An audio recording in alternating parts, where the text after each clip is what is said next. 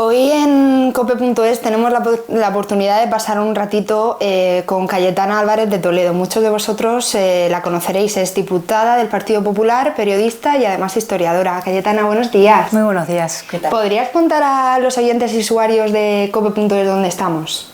Estamos en mi despacho del Congreso de los Diputados, en la cuarta planta de la cuarta ampliación. Este es un edificio que se ha ido construyendo en bloques y por ampliaciones, y este es mi despacho. Juan Carlos Girauta, en una de las entrevistas que le hicimos, habló muy bien de ti, nos decía que le encantaría ver que hiciéramos una entrevista contigo. ¿Qué palabras le dedicarías a Juan Carlos Girauta? Juan Carlos es un hombre muy valiente, y a mí la valentía es de las virtudes, sobre todo en política, que más me importan. Yo creo que en la vida se puede hacer muchas cosas excepto un cobarde. Y Girauta es un valiente, además es una persona inteligente, una persona que escribe bien, fue un excelente portavoz y parlamentario, y yo siento mucho que no esté en la política activa. ¿Podrías enseñarnos algún detalle o recoveco de este despacho al que le tengas especial cariño? Bueno, en fin, aquí faltan muchas cosas, pero aquí hay una foto que es para mí importante, que es el día que constituimos la Asociación Libres e Iguales, una pequeña plataforma transversal con gente de derechas, gente de izquierdas, gente que formó parte de partidos políticos, intelectuales, escritores, para defender la España constitucional. Y este fue el día que se presentó. Aquí está Mario Vargas Llosa en medio, que es la persona, digamos, simbólica y más importante de la fundación. Y este fue el día que se constituyó en el Congreso. Y bueno, hay muchas otras caras conocidas, pero yo creo que es un momento importante. Y luego hay algunos dibujos de mis hijas que me han hecho, y luego libros que me gustan y libros a los que tengo especial aprecio. ¿Pasas mucho tiempo aquí, Cayetana, en tu trabajo? Paso tu día a día. Paso tiempo aquí, y también, como estoy escribiendo, paso también horas en mi casa escribiendo. ¿Qué estabas escribiendo? Alguna vez me contabas fuera de cámara, que ya lo habías contado alguna vez, pero ¿en qué consiste ese ensayo que estás elaborando?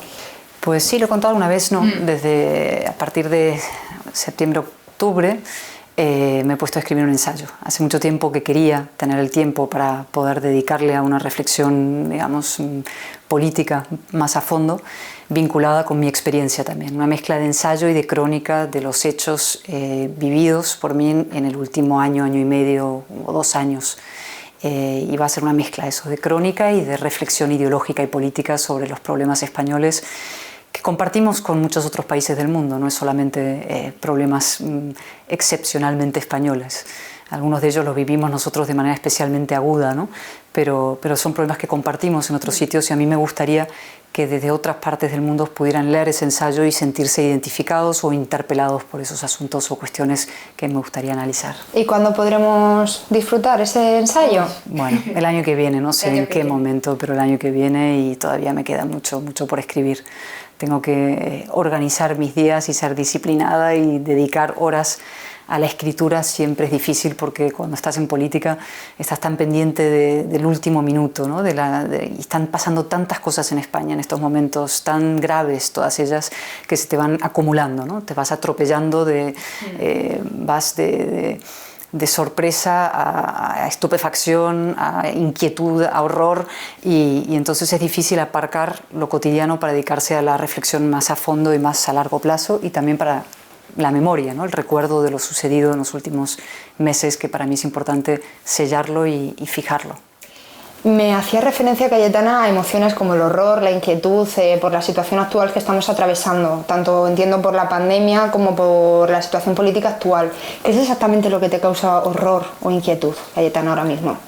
Bueno, evidentemente estamos viviendo una convergencia de dos procesos. Uno que es universal, que es la pandemia y sus consecuencias dramáticas en términos económicos y sociales, y el otro es el proceso. El proceso es lo que empezó de alguna manera en Cataluña hace algunos años ya, y que se ha trasladado al centro de las instituciones nacionales. En España no hay un gobierno, lo que hay es un proceso en marcha. Pedro Sánchez no preside un gobierno, sino un proceso de liquidación y destrucción del sistema constitucional que pusimos en marcha los españoles, una generación extraordinaria, en el año 78. Y eso es lo que estamos viviendo, paso a paso, escándalo a escándalo, de forma que el goteo contribuye a la anestesia general y es un proceso, insisto, de liquidación del sistema democrático español.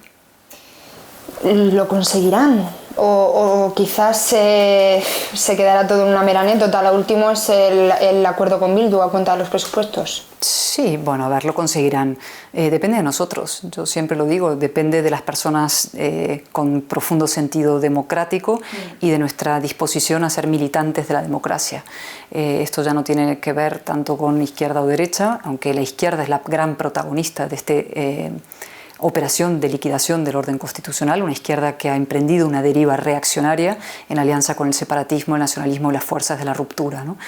Y dependerá de lo que los demócratas seamos capaces de hacer en términos de movilización de la sociedad y en términos de reagrupación política. Es decir, depende de nosotros. Esa famosa frase de qué hicieron los buenos para que el mal triunfara, o el mal triunfó porque los buenos no hicieron lo que debían, ¿no? Y eso no se nos puede aplicar de manera exacta en este momento español. Depende, insisto, de que seamos militantes de la democracia. Para ti, ¿cuál ha sido el mayor error o el mayor escándalo que ha llevado a cabo el gobierno, en términos tanto de gestión de la pandemia como en términos del gobierno? Pues, como te digo, es un catálogo tan amplio, ¿no? O sea, yo el otro día hacía un ejercicio casi banal, ¿no? de memoria, sin hacer un esfuerzo de hemeroteca, de identificar los grandes asuntos, ¿no? Y ahí empezó la legislatura, y lo recuerdo bien, bueno, primero con el propio pacto de investidura, ¿no? El pacto con unas fuerzas políticas golpistas que habían emprendido un ataque a la legalidad constitucional, y una fuerza que se llama Podemos, que, como he dicho yo, es el burro de Troya de la democracia, ¿no?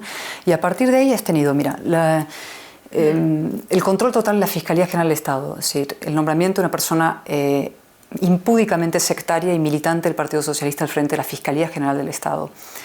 2. El intento de asalto al Poder Judicial, pero un asalto abierto, insisto, impúdico al Poder Judicial, cambiando las mayorías, que es lo que pretenden hacer, para que ya sea el poder político, en este momento el gobierno, quien controle a los jueces y los nombramientos de los jueces en España. Ha habido el veto al rey en Cataluña, es decir, al jefe del Estado se le veta en una parte del Estado, con la bendición y promoción del gobierno de la nación. Es impresionante, ¿no? Ha habido, suma y sigue, ¿no? El intento de creación del famoso Ministerio de la Verdad, ni siquiera un organismo dedicado a la censura gubernamental de las propias instituciones políticas. Lo último, lo penúltimo, la decisión de eliminar el español como lengua vehicular de la legislación nacional, lo cual blinda la discriminación. Que es absolutamente brutal. Tú blindas la discriminación en partes del territorio de tu Estado, ¿no? La discriminación al castellano parlante, la discriminación, en fin, contra una parte de la ciudadanía que tiene su derecho elemental y fundamental a poder recibir la enseñanza en la lengua materna, en la enseñanza oficial del Estado. Y el último, digamos, episodio dentro de esta especie de concatenación, ya te digo, de pasos que se van dando en una misma dirección, es efectivamente la decisión de pactar los presupuestos generales del Estado con una fuerza política que no condena el asesinato. Es decir, no es una fuerza política homologable. Bildu no debería ser un partido legal en una democracia que se precie a sí misma, porque no puede haber un partido político que no considere, digamos, que no sea capaz con toda, en fin, decencia y a partir de un compartir un suelo moral común, decir que asesinar estuvo mal. Y otros 2 episodios más, ¿no? Acabaré con el más grave, pero claro, hace unos días ya hemos sabido ya definitivamente que van a traer antes de fin de año una reforma de la ley para rebajar las penas de sedición, que se aplicaría retroactivamente para beneficiar a los presos golpistas y al propio Puigdemont, lo cual consiste básicamente o sinónimo de una amnistía por la puerta de atrás, es decir, el delito de asalto al régimen constitucional que se plasmó en la sedición quedaría prácticamente impune, ¿no? En términos morales, políticos y ahora también jurídicos. Y por último, y lo dejo en último por su extraordinaria gravedad moral, es la decisión de pactar los presupuestos generales de Estado con una fuerza política que no condena el asesinato, ¿no? Bildu no es una fuerza política como cualquier otra, ¿no? Es un partido legal, pero es un partido inmoral. Es un partido que no tiene homólogo en otro país europeo. Puedes mirar cualquier otro país europeo dentro de nuestro entorno o más allá de nuestro entorno y buscar un partido político que tenga la categoría y la catadura inmoral de Bildu. No existe, ¿no? Y que sea ese partido quien esté influyendo en lo que llaman ahora la dirección del Estado es un atentado moral al Estado. Fíjate, la VT, con la que yo tengo relación, con todas las asociaciones de víctimas, ha ido acumulando a lo largo de los años hechos, digamos, argumentos que demuestran que Bildu está fuera de la ley de partidos políticos. Es decir, con la propia ley de partidos políticos que establece una serie de mecanismos o una serie de condiciones que tiene que cumplir un partido para ser legal. Y la VT ha demostrado, ¿no?, con hechos y hechos uno después de otro, hasta qué punto ese partido vulnera de manera flagrante las condiciones impuestas por la propia legalidad española, ¿no? Y es increíble que esto se asuma como algo normal y que se blanquee como algo normal. Y por dos motivos, además. Y no solamente por una cuestión de respeto a la memoria y de las víctimas del terrorismo y a lo que ha supuesto el terrorismo en España, ¿no? Al asesinato de 850 personas en nuestro país, sino también en términos de los fines que defiende Bildu, ¿no? Bildu es una fuerza política de ruptura, una fuerza que viene a liquidar y a tumbar, como dicen ellos mismos, el régimen constitucional. Y eso lamentablemente lo comparte con otras fuerzas políticas en España. Lo comparte con el nacionalismo separatista en distintos territorios, lo comparte con Podemos, y Podemos, insisto, es el burro de Troya de la democracia instalado dentro de las propias instituciones, es el portavoz de Bildu y de las fuerzas de ruptura dentro del propio gobierno nacional. Y ahora lo verdaderamente inquietante, dramático y, digamos, novedoso es que el Partido Socialista se haya sumado a ese bloque de la ruptura, ¿no? El Partido Socialista ha muerto como tal, en lo que la gente concibe lo que era el Partido Socialista, ¿no? El Partido Socialista ha pasado a ser, insisto, una fuerza de ruptura y de involución, una fuerza de involución democrática, es una fuerza que está trabajando para la liquidación del sistema constitucional nacido en el 78. ¿Y de qué forma luchas tú particularmente contra todo eso, Cayetana, en tu día a día, en tu trabajo, desde el Partido Popular? Bueno, evidentemente la capacidad de proyección que tiene un diputado raso, como soy yo, con la que tiene un portavoz parlamentario o un alto cargo de un partido político es distinta, ¿no? Pero eso no nos exime de nuestra responsabilidad, los diputados rasos, de intentar denunciar lo que vemos y eso es lo que hacemos cada uno de nosotros desde nuestras posibilidades y con las vías que tenemos, es decir, a través de la comunicación, a través de entrevistas como esta, a través de la escritura, a través de los artículos, a través de los canales nuevos de comunicación. Yo tengo un canal a través de YouTube, otros tienen sus tweets, otros tienen... Bueno, cada uno a través de la comunicación y la movilización social. Tenemos que despertar a los españoles a la realidad de lo que está en juego, que es su sistema de libertades, su sistema de democracia. Nuestra Constitución puede tener defectos como muchas otras, pero es lo mejor que hemos hecho los españoles en 500 años de historia. Lo más equilibrado, lo más fértil, lo más justo. Es un orden de democracia y de libertad, y fundado en la idea de que los españoles somos iguales ante la ley, es decir, somos todos dueños de nuestra soberanía de la misma manera. Y eso tiene un valor moral extraordinario, y eso es lo que hay que proteger, y eso es lo que está en juego. No es república-monarquía, eso es una falsedad lo que está en juego. Lo que está en juego es democracia, sí o no. Orden constitucional, sí o no. Y por eso todas las personas que defendemos el orden constitucional, la libertad y la igualdad de los españoles ante la ley, gente de todas las sensibilidades ideológicas, tenemos que trabajar juntos. Tenemos que agruparnos, tenemos que movilizarnos, tenemos que buscar lo que nos une frente a lo que nos distingue y diferencia. Y apartar las diferencias, trabajar juntos y defender nuestra democracia, que es lo que permite el pluralismo político, ¿no? Dices que el PSOE ha muerto, tal y como lo conocíamos. ¿No crees, Cayetana, quizás que ni esas opiniones dispares que tienen internas, que hay muchos varones socialistas que han dicho estar disconformes con algunas de las medidas que está llevando a cabo Sánchez, podrán encauzar ese partido y que vuelva a ser lo que era con Felipe González, con Rubalcaba? Yo estoy cansada de los pellizcos de monja de los varones socialistas. ¿Por qué? Porque me parecen que son infructuosos y sirven simplemente para aliviar sus conciencias una vez cada 3 meses. Y no acabo de ver que eso se articule en una corriente política dentro del socialismo. Ojalá, Ojalá esos varones dejaran de dar pellizcos de monja y dijeran vamos aquí a de verdad articular una corriente de opinión y política para evitar la implosión no solamente del Partido Socialista, sino de los ideales socialistas, de la igualdad y de la libertad y sobre todo de nuestro país. Pero hasta ahora lo que veo es que de pronto ponen un tuit y luego piden perdón en una ejecutiva, que es lo que hizo el otro día, ¿quién fue? Fernández Vara o García Page, no sé cuál, uno de los dos, ¿no? Fernández Vara, ¿no? Que sentía náuseas, dijo que se tenía que ir a la farmacia porque dan ganas de vomitar, ver el acuerdo con Bildu, y al día siguiente fue la ejecutiva de su partido a pedir disculpas y a decir que lo que de verdad le molestaba era la escenografía. Hombre, no, la escenografía no es lo grave. Lo grave es el fondo del asunto y el fondo del acuerdo político entre el Partido Socialista y un partido que no condena el asesinato, entre otros, de muchísimos socialistas, ¿no?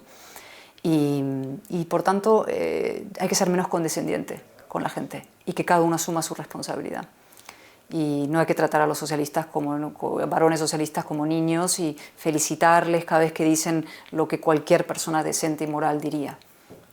¿No? Decía Alfonso Guerra el otro día, dice, no, es que quieren decir Bildu no, pero se les atraganta, lo quieren decir.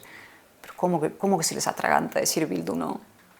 Lo que se te tiene que atragantar es ver la realidad de un acuerdo con Bildu, ¿no? Y a Bildu anunciando desde, en fin, con todo embalantamiento que están ganando y que van a conseguir su proyecto de tumbar al régimen, ¿no? Por tanto, menos condescendencia, menos palabras y más acciones. Y si hubiera una verdadera rebelión socialista en defensa de la igualdad de los españoles ante la ley y de la unidad en torno a un acuerdo político como fue la Constitución, que acepta, integra a los distintos dentro de un proyecto común, pues habría que celebrarlo. Pero hasta ahora no he visto de verdad señales de una reacción profunda democrática. ¿Cómo lanzas, Cayetano, este mensaje en tu canal de YouTube al que me hacías referencia? ¿Qué estás aprendiendo de esa pequeña ventana que te acerca un poco a los ciudadanos de a pie? Bueno, esa es en fin, uno de los muchos mecanismos que tenemos la gente que nos dedicamos a la vida pública, los políticos, para comunicarnos con la gente, ¿no? Y entonces, pues los aprovechas. A mí me decían ustedes la youtuber, un poco de forma despectiva. Y yo decía, bueno, pero no por utilizar un teléfono nos llaman telefonistas, ¿no? Lo que hacemos los políticos hoy en día es utilizar todos los instrumentos que nos ofrecen los medios de comunicación y contemporáneos para comunicarnos con los electores, ¿no? Y con la ciudadanía en general, y a su vez para recibir feedback, porque la gente escribe y la gente opina, ¿no? Te pueden opinar a favor, en contra, te critican, no te critican, pero es tu canal de comunicación, ¿no? Y a mí me parece que mucha otra gente irá incorporándose a esos canales, estoy segurísima. ¿Y estás orgullosa de ello, de haber sido un poco quizás la primera valiente o de los primeros políticos que... En fin, valentía no hace falta, para tener un canal de YouTube no hace falta valentía hace falta, en fin, para haber hecho política en el País Vasco durante mucho tiempo, incluso hoy en día, cuando es un ambiente profundamente hostil en tantos sitios, ¿no? Y en algunos lugares de Cataluña debo decir que también hace falta valentía para enfrentarse a una corriente muy poderosa, que es una corriente de opinión. Yo he dicho muchas veces que España se ha convertido en un tablero inclinado donde la izquierda y el nacionalismo dicta la moral y lo que es políticamente correcto. No, la izquierda más reaccionaria, más radical, y el nacionalismo más tribalista dictan lo que son la razón y la moderación en España. Eso es una anomalía absoluta, ¿no? Y entonces luchar contra esa corriente no es fácil, porque es una corriente de opinión muy poderosa. Y eso es lo que requiere que haya políticos valientes, y no solo políticos, periodistas también. Decías recientemente que eras una persona de intersecciones en una entrevista. ¿Qué te referías exactamente con esto, Cayetana? Bueno, en el debate identitario, ¿no? O sea, yo soy una mezcla de muchas cosas y eso me ha hecho muy, muy refractaria a los proyectos identitarios. Es decir, yo soy una mezcla de nacionalidades, de alguna manera, una madre argentina, mi padre francés de origen español. Yo he vivido en varios sitios y pude y quise ser española, ¿no?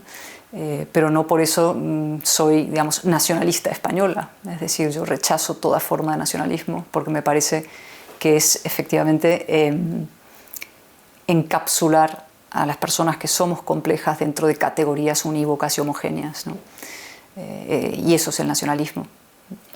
¿Qué has aprendido de, bueno, tu faceta como historiadora, tu faceta como periodista, tu faceta como política? Me decías que había muchas Cayetanas, que eres una suma de muchas cosas. ¿Qué te aporta en tu trabajo tener, digamos, varias profesiones integradas y unidas? Bueno, el periodismo, en fin, es también una segunda vocación. Entonces, si me preguntaras, te diría que soy más política que otra cosa, ¿no?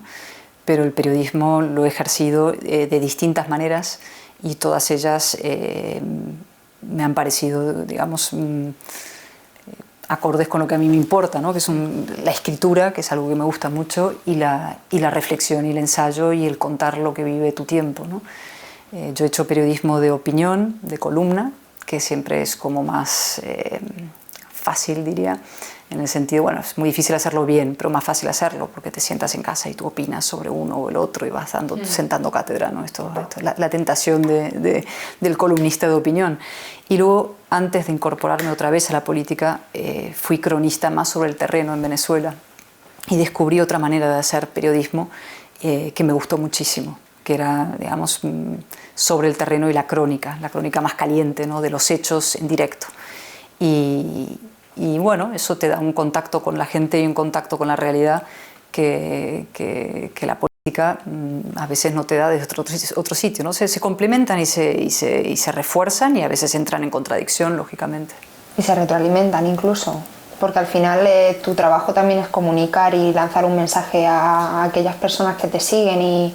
Sí, claro, haber trabajado en un periódico y en mi época en El Mundo, en la sección de opinión, por ejemplo, cuando trabajé ya en el Pleistoceno, pero trabajaba en la sección de opinión y escribía editoriales y participaba en las reuniones que se hacían todas las tardes para ¿no? decidir un poco la portada. Eso te facilita mucho la tarea luego del político, que es el sintetizar tus ideas en un titular, por ejemplo, ¿no? Saber lo que va a ser el titular tuyo de una intervención, saber cuáles son las prioridades, cuáles son los subtítulos, cuáles son el interés que va a tener los medios de comunicación por lo que vas a decir, ¿no? Eso evidentemente es muy útil, haber tenido un paso por el periodismo para luego hacer política. Y bueno, son profesiones que están muy vinculadas y que tienen una relación difícil una con la otra, pero también complementaria a veces, ¿no? Y bueno, me gustan mucho las dos, la verdad.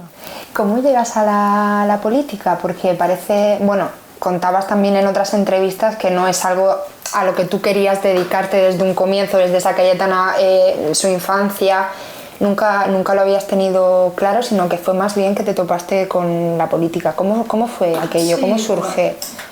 Personas tenemos un poco la falacia retrospectiva, es decir, cómo he llegado a hacer esto hoy, empiezas a pensar, pues era evidente cuando yo era pequeñita que esto era lo que me gustaba, porque no vas juntando los dots que decía Steve Jobs en ese maravilloso discurso que hizo en la inauguración de la facultad o cuando se graduaron. Entonces vas juntando los puntitos y te queda un dibujo perfecto de lo que era tu vida, parece una evolución casi determinada, ¿no? Y a veces no es tan así. En mi caso fue, yo no creo que a los 8, 10 años, 15 años, esos niños que les encanta la política, o a los 18 incluso, ¿no? Fue algo más gradual y más, yo me dedicaba de pequeñita, me gustaba la arqueología, me fascinaba la arqueología, luego pasé a la historia, soy historiadora, me dediqué a estudiar la historia, me gustaba la historia y la literatura, ¿no? Y cuando acabé la historia, pues un poco por casualidad, entré en el periodismo, viviendo aquí en España, y ahí sí, ya cuando entré a trabajar en El Mundo y empecé a vivir la realidad española, tuve, digamos, la necesidad de pasar a la política. Y precisamente por los asuntos de los que estamos hablando hoy, que son los mismos. Ahí sí hay un hilo conductor. Es decir, mi salto a la política viene motivado por mi estupefacción ante la agresión nacionalista a un sistema democrático de libertad. Yo llegué a España en el año 98, 97, 98, justo el verano de Miguel Ángel Blanco. Soy claramente la generación, digamos, activada, movilizada moralmente por el secuestro y asesinato de Miguel Ángel Blanco. Y lo he contado muchas veces, cuando llegué aquí todavía venía con los prejuicios que tiene el mundo anglosajón sobre lo español, ¿no? Que se considera España como, ¿no?, el sur de los Pirineos, un país fascinante pero un poco exótico, oscuro, cuartelario, ¿no? Esa idea que tiene el anglosajón sobre lo español, que tiene cierta gracia, pero no es verdad, ¿no? Un poco una democracia todavía muy reñida con la modernidad, digamos, un poco preadolescente, ¿no? Y descubrí que no, que esto era una democracia joven, es verdad, pero extraordinaria, ejemplar, que había nacido de una dictadura gracias a un pacto de reconciliación entre los distintos, y ese pacto de reconciliación había permitido poner en marcha un proceso de modernización absolutamente espectacular de un país que venía de una época, digamos, bastante, en fin, larga de dictadura y una guerra civil previa, ¿no?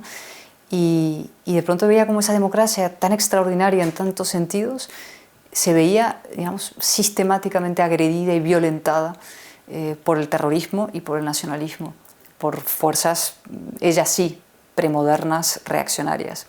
Y pensé, esto es el mundo al revés, no tiene ningún sentido, ¿no? Y cuando Rodríguez Zapatero empieza el proceso de negociación con ETA y la reforma del Estatuto de Cataluña, una reforma inconstitucional, en ese momento, cuando veo que desde las propias instituciones del Estado se está participando en la, digamos, denigración del régimen democrático, en el debilitamiento del régimen democrático y en dar, de alguna manera, la razón a quienes venían a socavarlo, es cuando entendí que el paso a la política era necesario. Es decir, que había que asumir una responsabilidad pública añadida al mero hecho de escribir editoriales o escribir columnas, que también es un ejercicio de responsabilidad, pero que había un grado superior de responsabilidad que era el paso a la vida pública. Y por eso entré, ¿no? Luego me fui, pasaron muchas cosas, y luego volví por Cataluña una vez más, ¿no? Volví cuando Pablo Casado me ofreció ser número 1 por Barcelona, ¿no? Y volví por sentido, una vez más, de que mi obligación moral era contribuir desde la primera línea, desde la arena, que diría, hay un párrafo maravilloso de Theodore Roosevelt que habla del hombre en la arena, ¿no? El hombre en la arena no es aquel que critica desde la barrera y que dice, uff, te lo he hecho mal o bien, sino es el que va, se ensucia en la arena, el que pierde, el que a veces fracasa, a veces triunfa, pero siempre desde el haberlo intentado hasta el final y ensuciándose las manos y los pies, ¿no? Y ese hombre en la arena es un referente, digamos, de la actitud que hay que tener ante la vida, es decir, que por ti no quede nunca. ¿Qué mensaje le lanzarías entonces a esos ciudadanos, Cayetana, que creen quizás que los políticos no se enfangan en el barro ni se ensucian de arena? Los que piensan que ocupáis un escaño sin más y no... ¿Sabes el comentario fácil de muchos ciudadanos de, joder, no se está haciendo nada por la ciudadanía? También te pongo un ejemplo, había muchos comentarios de que la moción de censura de Vox que pasó fácilmente en el Congreso sin pena ni gloria era una pérdida de tiempo. ¿Qué mensaje le darías a esos ciudadanos? Son muchas cosas distintas que se han mezclado ahí, ¿no? En tu pregunta. Para empezar dirían que nos enfangamos demasiado, ¿no? Probablemente. Pero bueno, que hay una crítica ciudadana a la clase política es un clásico, pasa siempre y en algunos momentos con más motivo que otros, digamos. En estos momentos, con motivo, bueno, hay una objetiva degradación de la clase política, eso es así. Es decir, cualquier persona y observador imparcial que hubiera asistido a un debate parlamentario hace 20 años o hace 40 años y asistiera a uno ahora, se diría que, en fin, la caída ha sido en picado y vertical prácticamente del nivel del debate público, del nivel de la argumentación, ¿no? Hoy en día se apela a los sentimientos, se apela a las vísceras, se apela a las bajas pasiones y se aparca la argumentación, la racionalidad, el respeto a los hechos, cosas muy importantes para que pueda haber un debate de calidad en la política, ¿no? Es decir, la política se ha convertido en una profesión de muy baja calidad, eso es cierto, y eso necesita corrección urgente. Cuanto más, digamos, nivel de visceralidad y emoción metamos en la política, pues peor calidad de políticos habrá, menos gente capaz de argumentar, ¿no? Y capaz de debatir y a un cierto nivel. Y por tanto la crítica en ese sentido está legitimada.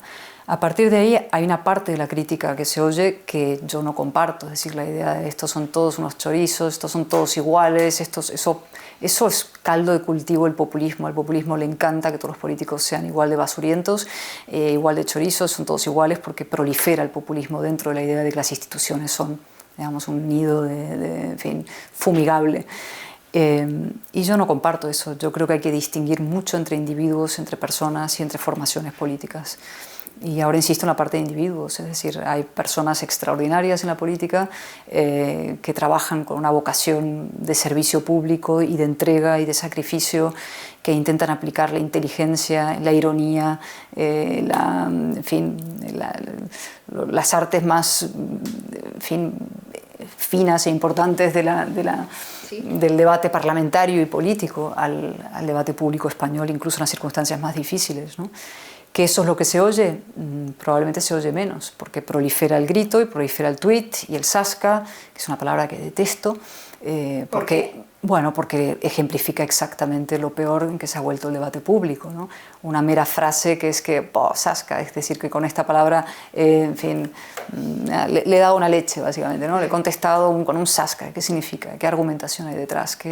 ¿Cuál es usted su posición argumentada sobre este asunto, ¿no? Es una cosa muy de la twitterización de la política, ¿no? Pero ya te digo, hay una parte del discurso antipolítico que no comparto para nada. Al contrario, creo que hace falta política y hace falta buena política, lógicamente. ¿Y que el centro-derecha debe continuar dando la batalla cultural, como has dicho en numerosas ocasiones? No, eso por supuesto, ese es otro grandísimo asunto español. La derecha española renunció a dar la batalla cultural, no la ha dado durante 40 años y la tiene que empezar a dar si quiere nivelar el tablero y tener alguna posibilidad de preservar la alternancia democrática en el poder. Es decir, el tablero está inclinado, como te decía antes, el nacionalismo y la izquierda son los que determinan las condiciones del debate público y por tanto las fuerzas más liberales o los conservadores lo tienen mucho más difícil, van luchando cuesta arriba en el tablero, ¿no? Y eso significa que para poder ganar unas elecciones de verdad acabas dependiendo en el fracaso ajeno más que en tus propias virtudes o en tu propia capacidad para transmitir tu imagen. Y el día que consigues ganar porque tus adversarios lo hacen muy muy mal, pues estás en el gobierno, pero estás siempre sujeto a... Dependiente quizás. Claro, dependiente de que tus adversarios no se reorganicen y estás moviéndote en un ambiente cultural completamente hostil, ¿vale? Donde lo que tú promueves es considerado anatema o es considerado radical o es considerado... Entonces tú tienes que intentar dar esa batalla de las ideas y esa batalla cultural para poder nivelar el tablero y que haya igualdad de condiciones dentro de un orden, digamos, de debate plural, ¿no? ¿Cuál es el verdadero riesgo que estamos viendo ahora? No riesgo, es una realidad que estamos ya padeciendo. Es no solamente que el tablero esté inclinado, es que lo que está haciendo el Partido Socialista es cambiarte el tablero. El PSOE, en alianza con nacionalistas, extremistas, filoterroristas, lo que está haciendo es literalmente cambiar el tablero español para que el tablero nuevo de juego sea prácticamente inhabilitante para el centro-derecha volver al gobierno. Y esa es la operación que está en marcha cuando se habla de liquidación de un régimen constitucional. ¿Y el Partido Popular está en esa lucha, Cayetana? ¿Crees que volverá a tener la fuerza que tenía hace unos años? Sí, el Partido Popular tiene las posibilidades de tener, en fin, todo lo que el Partido Popular se proponga. Tiene que articular un gran proyecto político capaz de galvanizar y reagrupar a todas las fuerzas racionalistas y democráticas españolas, a todas las personas que se sientan interpeladas por este momento. Y tiene que ser capaz también de trazar alianzas y pactos, ¿no? Es decir, se puede hacer la reagrupación por la base y si no se va a tener que hacer por arriba y con acuerdos políticos, ¿no? Reagrupación y dejar de lado las diferencias e intentar trabajar por el bien común, porque hay mucho que está en juego. No es una legislatura normal ni un tiempo normal, es decir, de debates normales. Y no solo por la pandemia, que es un drama absoluto y sus consecuencias económicas son de devastación, sino por el añadido problema español, que es el de la institucionalidad, es decir, de nuestra propia existencia como nación de libres y iguales. Entonces, ¿sería posible que el Partido Popular llegara a algún tipo de acuerdo con Vox en el día de mañana para...? El Partido Popular está gobernando con el apoyo de Vox ya en muchos sitios. Es decir, eso es así. Eso es una realidad. Con Vox hay muchas diferencias muy importantes, pero luego hay otras cosas importantes en común. Y al margen de lo que hagan otros partidos, lo que hay que levantar, y hace tiempo, en fin, mi época prepolítica hablaba de esto, de la necesaria, digamos, movilización en torno a un proyecto alternativo a lo que está viniendo. Un proyecto en fin, ¿cómo lo podríamos llamar? Casi de reconstrucción y de resurgimiento español. Un proyecto de resurgimiento español, un nuevo patriotismo de la responsabilidad, un país dispuesto a defender su sistema democrático y además levantarse, ponerse de pie y caminar solo, ¿no? No una sociedad dependiente, ni una sociedad victimista, ni una sociedad rota y dividida como pretende la izquierda, ¿no? Ni victimismo ni división interna, ¿no? Sobre la base de los principios democráticos, volver a levantar, poner en pie un país fuerte, con su, en fin, consciente de las profundas reformas que hay que emprender, pero dispuesto a seguir un camino de reformismo y de continuidad constitucional, ¿no? No entrando en ese bucle español, en esa letanía del fracaso que se repite cada tanto en la historia española, ¿no? Tenemos una tendencia cíclica al fracaso, a la letanía del, ¿no? La cosa sí, una especie de coqueteo permanente con el fracaso existencial. Y es que eso es en fin, disolvente, corrosivo y ya aburrido. Es decir, hay que salir de esos debates, pero para salir hoy, porque estamos muy, muy, muy en el fondo de un agujero, primero hay que encarar el desafío, ¿no? Y todo ello teniendo también como telón de fondo una pandemia, como tenemos ahora. También paliando las consecuencias económicas que se vienen encima. Sí, por supuesto, pero sin ficciones. Es decir, quien aliente la idea de que la pandemia no va a tener un coste grande o que Europa nos va a salvar de todos nuestros problemas, lo que está haciendo es engañar a los ciudadanos. Los ciudadanos hay que hablarles con la verdad. Uno de los grandes problemas contemporáneos de la política, no solo española, sino general, es que se trata a los ciudadanos como menores de edad, incapaces cognitivamente de entender lo que les vas a proponer, y los políticos, por si acaso no se lo dicen, no vayan a hacer que no nos voten, ¿no? Si les decimos la verdad. Y eso es falso. O sea, la gente es inteligente y hay que explicarle la realidad de la situación. Y la realidad española es que va a hacer falta hacer reformas profundísimas, y reformas probablemente costosas y duras, pero reformas que tienen un horizonte, que ofrecen un horizonte luminoso al final. Yo siempre digo, ¿no? Hay como entre el sufrimiento inútil y el sacrificio útil, tenemos que ser capaces de marcar y balizar el camino del sacrificio útil. Sacrificio va a haber que hacer. Esto no va a ser indoloro, pero que sea útil, ¿no? Y los que te engañan con fórmulas ficcionales de que todo esto va a estar resuelto con dinero exterior o que esto no va a costar nada, lo que te abocan es a un sufrimiento inútil. Cayetana, me gustaría cerrar este ratito tan agradable que he compartido contigo. ¿A quién te gustaría que tuviéramos en COPE, en esta serie de entrevistas que estamos creando? ¿Qué perfil político e incluso cultural te gustaría, sería interesante? Pues mira, hay mucha gente, pero hay una persona que estaría bien, no sé si la habéis entrevistado o no. Mira, tengo un libro suyo aquí, que es Félix Ovejero. No lo hemos tenido. Bueno, Félix Ovejero es el último español de izquierdas de verdad que hay en España. De izquierdas en el sentido de gran defensor de la igualdad, por encima de cualquier otra consideración y cualquier proyecto de coqueteo de la izquierda española con el nacionalismo, ¿no? Y él habla, mira, el sobrevivir al naufragio del sentido de la política, una serie de artículos, tiene muchos libros sobre el tema de la deriva reaccionaria de la izquierda. Y él te puede hablar, porque él es un republicano de verdad, él es un republicano defensor de los principios republicanos, libertad, igualdad y fraternidad. Te puede hablar de la deriva reaccionaria de la izquierda y te puede hablar también del valor de la monarquía hoy, ¿no? Es algo que yo he explicado muchas veces, pero que creo que hay que insistir e insistir, ¿no? No hay mayor garante hoy de los valores republicanos en España, de los profundos valores clásicos republicanos, que Su Majestad el Rey Felipe VI. Él fue quien defendió la libertad, la igualdad y la fraternidad de los españoles el 3 de octubre del 2017 con un discurso formidable, ¿no? Y él es insisto, el verdadero garante de los valores republicanos frente a los que se hacen llamar republicanos, pero promueven un proyecto sectario de discriminación y de ruptura de los lazos fraternos entre españoles y entre los propios catalanes en el caso de Cataluña. Y Félix es una persona muy inteligente y muy interesante para entrevistar. Pues gracias por la recomendación, gracias por hablar un ratito conmigo y mucha suerte con tu trabajo y con tu labor política, Cayetana. Gracias. Muchas gracias, gracias a vosotros.